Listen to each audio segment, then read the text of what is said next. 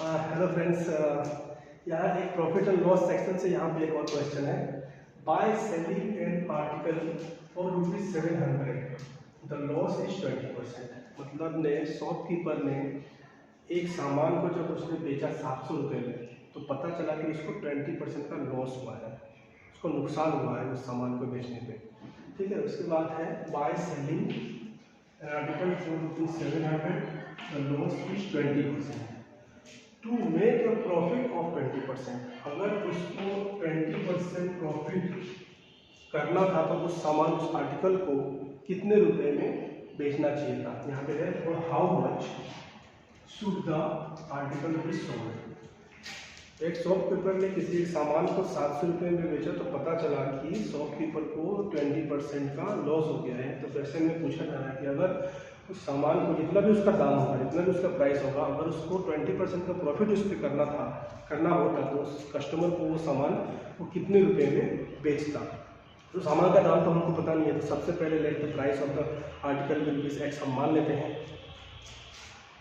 Late the price of the article be X हमने मान लिया। तो क्वेश्चन में बोला जा रहा है द लॉस इज 20%। किसका लॉस? ये आर्टिकल का जो प्राइस है इस पर 20% का लॉस हुआ है, तो the loss is 20% of ₹x। निकाल लेंगे हम कैलकुलेटर, 20/100 ऑफ x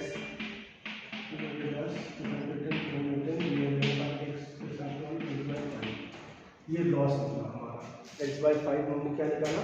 तो लॉस इज 20%। अब हमको क्या करना है? हमको फाइनल हमारा अभी के लिए एम क्या है? हमारा तो फाइनल एम है कि उसको उस आर्टिकल को कितने रुपए में बेचता कि उसको 20% का प्रॉफिट होता है। लेकिन उससे पहले हमको ये पता करना पड़ेगा कि आर्टिकल का प्राइस था कितना। तो हम यहाँ पे क्या यूज करेंगे? Selling price. हमको इसका पता है पहले से 700 रुपये में बेचा गया है।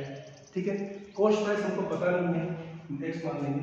और लॉस हो गया, लॉस हमेशा जब भी होता है तो कॉस्ट प्राइस से हम उसको माइनस करते हैं।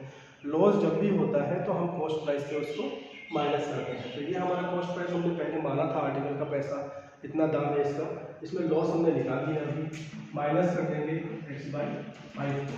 सेलिंग प्राइस 700 रुपये में शॉपकीपर ने बेच दिया था, जिसपे उसको लॉस। देखो ये इक्वेशन ही बात को एक्सप्लेन कर रहा है कि 700 रुपये में जब आर्टिकल को उसने बेचा, आर्टिकल का दाम कितना था पता नहीं, तो हमने x मान लिया, तो उसको 20% का लॉस हो गया। ये हमने लॉस निकाला। तो हम इस आर्टिकल के कॉस्ट प्राइस से इस लॉस को माइनस कर देंगे तो हमको 700 रुपये मिलेंगे, जो कि सेलिंग प्राइस हुआ था। 700 रुपये मिलेंगे कैसे? क्योंकि ऑलरेडी वहाँ पे 700 रुपये लिखे हुए हैं जिस पर लॉस हुआ है। तो इसको हम नेगेटिव कैलकुलेशन करेंगे तो हमको x मिलेगा। x क्या है हमारा? The price of the article. तो हम कैलकुलेट कर लेते हैं। यहाँ पे नीचे 1 है, यहाँ पे एलसीएम लेंगे, 1 और 5 का एलसीएम 5 हो जाएगा। एलसीएम का फिर से आगे देखिए कैलकुलेशन कैसे करते हैं। एलसीएम को डिनोमिनेटर से डिवाइड करते हैं। एलसीएम को डिनोमिनेटर से डिवाइड करते हैं, जो आता है उसको न्यूमरेटर के साथ इंटू करते हैं। तो 5 को 1 से डिवाइड करेंगे तो हमारा 5 ही आएगा। 5 इंटू एक्स को एक साथ इंटू कर लेते हैं 5x। फिर यहाँ 5 को 5 से डिवाइड करेंगे आएगा 1 को x से इंटू करेंगे 1x मतलब x। अब इसको हम कैलकुलेट कर देते हैं। 700 इंटू 5 4x हो जाएगा। x को हम देते हैं 700 into 5 divided by 4 equal to, यहाँ पे x हो जाएगा। अब इसका न्यूमेरिकल कैलकुलेशन फिर से आ गया। 700 को 4 से डिवाइड कर दीजिए, 4 1 जा 4 4 5 6 7 3 इधर गया, 4 7 जा 28 हो गया। 28 30 में से 28 माइनस 2 आया, 2 इधर गया, 4 5 जा 20। 4 से 700 को डिवाइड करके 175 आया। 175 को हम 5 से मल्टीप्लाई कर देंगे तो 525 into 735 47 7 3 5 1 5 और plus 3 8।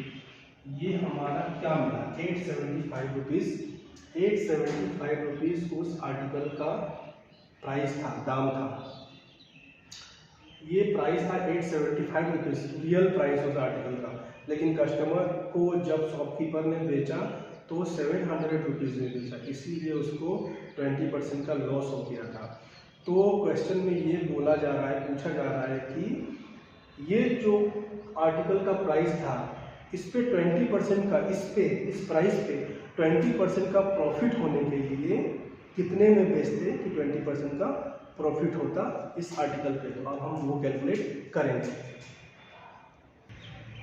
Okay, so to make a profit of 20%, to make a profit of 20% on this rupees, let us calculate it. To make a 20% profit on rupees 875, calculate कर लेते हैं हम लोग इसको। 20% मतलब divided by percent divided by 100 तो पता रहना ही पड़ेगा, इंटू 875 कैलकुलेट कर लेते हैं इसको। इससे कैलकुलेट कट किए इसको, इससे किए तो 5 का 10 हो गया, 5 को इससे डिवाइड करेंगे तो हमारा कितना आ जाएगा 875 को 5 से डिवाइड करना है। तो मैं तो यहीं पे कर रहा हूँ, आप लोगों को अगर कॉम्प्लिकेशन ज़्यादा फील होंगे तो आप डिवाइड करके देखिएगा। 5 × 5, 5 × 5 6 7 8, 5 7 35, 5 5 25, ये कटा तो 175 निकला। 175 रुपीज़ ये क्या निकला, ये 175 रुपीज़ क्या निकला है, टू मेक का 20% प्रॉफिट ऑन ₹20। ठीक है, तो हमारा क्वेश्चन 20% प्रॉफिट, इस पैसे पे 20% प्रॉफिट कितना हुआ, 175 रुपीज़ हुआ। ये सेलिंग प्राइस नहीं है। लास्ट में क्वेश्चन क्या पूछा गया, for how much should be the article be sold, उस सामान को कितने पे बेचा जाता है कि 20% का प्रॉफिट होता, बेचा जाता है कितने पे। ठीक है, ये तो real price of the article है 875। कस्टमर इस सामान को जिसका रियल प्राइस 875 रुपीज़ है, इसको कितने में बेचता कि उसको 20% का प्रॉफिट होता। तो therefore the article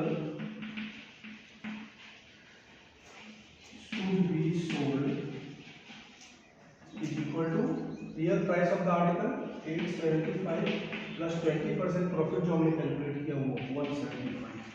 इन दोनों का हम प्लस करेंगे तो हमको वो प्राइस मिलेगा जिस प्राइस पे आर्टिकल को सेल करने से शॉपकीपर को 20% का प्रॉफिट होता।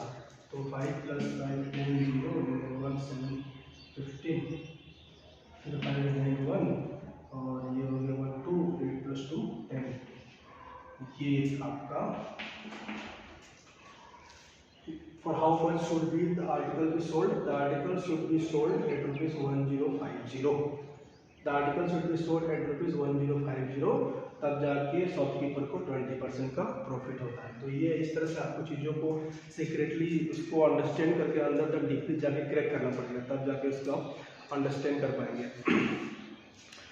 वापस से क्वेश्चन फिर से मैं रिपीट कर दे रहा हूँ, अगर कहीं पे कुछ छूटा होगा तो कवर अप हो जाएगा।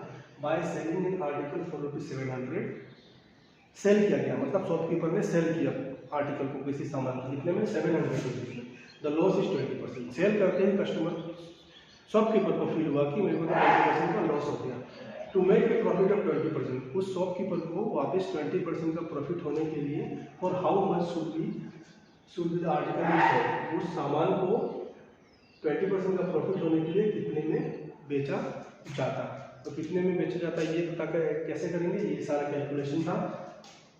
सबसे पहले हम लोगों ने लॉस निकाल लिया था, लॉस परसेंट निकाल के हमने उस आर्टिकल सेलिंग प्राइस का 700 रुपीज़ दिया हुआ था, कॉस्ट प्राइस हमने x मान लिया था, उससे हमने 20% लॉस को माइनस करके हमने x का value real price of the article हमने पता कर लिया था। अभी 20% प्रॉफिट का कैलकुलेशन आपके सामने दिख रहा है।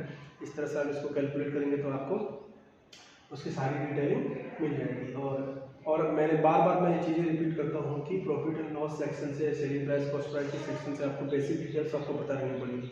दो चीज़ें तो बिल्कुल पता रहनी पड़ेगी कि प्रॉफिट कब होता है, जब सेलिंग प्राइस का प्राइस कॉस्ट प्राइस के प्राइस से ज़्यादा होता है, बेचने का प्राइस कॉस्ट प्राइस के प्राइस से ज़्यादा होता है, तब उनको हमेशा प्रॉफिट होता है। और सेलिंग प्राइस अगर का दाम अगर कम हो गया, कॉस्ट प्राइस का दाम ज़्यादा हो गया सेलिंग प्राइस से, तो उसमें लॉस हो जाता है। ये हो गया प्रॉफिट एंड लॉस का काम। अगर हम ठीक मैं आपको बताता हूँ, profit equal to selling price हमेशा ज़्यादा होगा कॉस्ट प्राइस से, तो प्रॉफिट का लॉस क्या होता है, हमेशा कॉस्ट प्राइस ज़्यादा होगा सेलिंग प्राइस से। कॉस्ट प्राइस ज़्यादा होगा। इससे बहुत सारे और फॉर्मूलाज मॉडिफाई हो जाएंगे। मान लीजिए किसी क्वेश्चन में पूछ दिया कि कॉस्ट प्राइस कितना होगा, प्रॉफिट और सेलिंग प्राइस दिया हुआ है, तो इसको इधर ला लेंगे कॉस्ट प्राइस को, प्रॉफिट को इधर लेके चले जाएंगे, सेल्स प्राइस से प्रॉफिट को माइनस कर देंगे, कॉस्ट प्राइस पता चल जाएगा। सेम इसमें भी पता कर। अच्छा, यहाँ पे एक और चीज़ मैं आपको बता दूँ कि प्रॉफिट एंड लॉस परसेंट निकालते हैं, लेकिन प्रॉफिट एंड लॉस परसेंटेज किसी क्वेश्चन में पूछ दिया तो क्या करते हैं, प्रॉफिट परसेंटेज पूछता है तो हमेशा प्रॉफिट को कॉस्ट प्राइस से डिवाइड करके 100 से मल्टीप्लाई कर देंगे तो हमको प्रॉफिट मिल जाएगा। सेम इसी तरीके से लॉस परसेंटेज को दिए थे क्वेश्चन में, तो हम लॉस को कॉस्ट प्राइस से डिवाइड करके 100 से इंटू करेंगे यहाँ पर, तो हमको लॉस परसेंटेज पता चलेगा। अब इस क्वेश्चन से और सारे क्वेश्चन बन सकते हैं। मान लीजिए किसी क्वेश्चन में लॉस परसेंटेज दिया हुआ है, कॉस्ट प्राइस दिया हुआ है, आपको लॉस पूछ दिया, तो लॉस परसेंटेज जगह में उसका वैल्यू लिखेंगे, कॉस्ट प्राइस की जगह में उसकी वैल्यू लिखेंगे, उसके बाद न्यूमेरिकल कैलकुलेशन करेंगे तो आपको लॉस पता चल जाएगा। तो इस तरह से क्वेश्चन फॉर्मूला से कैसे मॉडिफाइड फॉर्मूला आप बना सकते हैं ये समझना पड़ेगा। क्वेश्चन को कैसे क्रैक कर सकते हैं, क्या उसमें दिया है और क्या पूछा है, इसको आपको अंडरस्टैंड करना पड़ेगा। तो ये सारी बेसिक डिटेल्स आपको पहले से पता रहनी पड़ेंगी। इसलिए मैं बार बार कहता हूँ एक्सरसाइज, किसी भी एक्सरसाइज को, किसी भी लेसन की एक्सरसाइज को सॉल्व करने से पहले, उससे पहले का जो एग्जांपल दिए रहते हैं उसके कॉन्सेप्ट के डिटेलिंग एक्सप्लेनेशन दिया हुआ रहता है, फार्मूलाज दिए रहते हैं, फार्मूलाज के एक्सप्लेनेशन दिए रहते हैं, वो सारी चीज़ें पढ़ना बहुत ही ज़रूरी है। तब वो आप खुद से, अच्छा वो किसी को बताने की नहीं है, शुरू में वो सेल्फ लर्निंग की चीज़ें आपको पता चला कि क्लास में या टेस्ट में ये लेसन स्टार्ट होने वाला, तो उस लेसन के बारे में घर से आप पहले से, जिनको पढ़ना है घर से आप पहले से उसकी बेसिक डिटेलिंग पढ़ के जाएं क्लास में। जब क्लास में टीचर आपको एक्सप्लेन करेगा या टेस्ट में या कहीं पर भी इंस्टीट्यूट में टीचर आपको एक्सप्लेन करेगा तो आप अच्छे से उसको अंडरस्टैंड कर पाएंगे, आप जल्दी ग्रैब कर पाएंगे, क्योंकि आपने उसके बारे में पहले ही थोड़ा सा पता किया है, पहले ही थोड़ा सा आपने उसके बारे में पढ़ा है। मान लीजिए 40% आपको समझ में, 40% आप खुद से आपने पढ़ा तो 40% आपको समझ में आ गया, फिर आपको एक्सप्लेनेशन दिया गया तो आपको और समझ लीजिए 40% समझ में आ गया, फिर आप घर में जाके वापस उन दोनों को कंबाइन करके फिर से प्रैक्टिस करेंगे, बैठेंगे, क्वेश्चन को सॉल्व करेंगे तो वो 20% भी कवर अप हो जाएगा। ठीक है, चीज़ें प्रैक्टिस करने से ही आपको याद रहती है। लोग बहुत सारे कहते हैं कि मुझे मैथ्स की ये चीज़ें समझ नहीं आ रही हैं, या ये कैसे होगा नहीं समझ में आ रहा है। तो ये कोई ऐसी चीज़ नहीं है कि आपको कोई शरबत बनाना है तो नींबू आपने निचोड़ा, पानी लिया, नमक चीनी घोल दिया, उसके बाद पी गए, वैसा नहीं, आपको मेहनत करना पड़ेगा उसके ऊपर।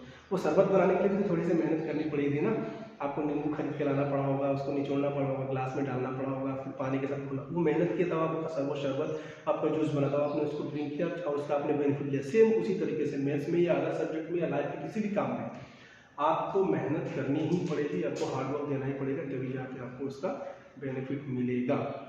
इसीलिए कहा गया है कि कर्म करो फल की चिंता मत करो, क्योंकि आप पहले फल की चिंता कर देंगे तो आप कर्म नहीं करेंगे, क्योंकि आपको इनसिक्योरिटी फीलिंग हो जाएगी कि अरे मैं इतना मेहनत करूँगा, मुझे इसका रिजल्ट मिलेगा, अच्छा रिजल्ट मिलेगा कि नहीं मिलेगा, इस बात से आप डर जाएंगे, सहम जाएंगे। ये सब साइकोलॉजिकल मैटर होती हैं और आप उस चीज़ को सोच के मेहनत ही नहीं करेंगे, और जो मेहनत करता है फल उसी को मिलता है। ये बात आप पूरा गांठ बांध लीजिए, तो मेहनत करना ही पड़ेगा। तो मैं ज़्यादा ये सब साइकोलॉजिकल फिजिकल बातें कहना पसंद नहीं करता हूँ, लेकिन अभी इस क्वेश्चन को सॉल्व करते फ्लो में कहते कहते आपसे आपकी स्टडी फॉर्मेट अच्छा हो सके, थोड़ा अपग्रेड हो सके, इसलिए मुझे कहना पड़ गया। तो I hope you have understood this question और how to solve this question. So keep supporting, thank you very much, बहुत बहुत धन्यवाद।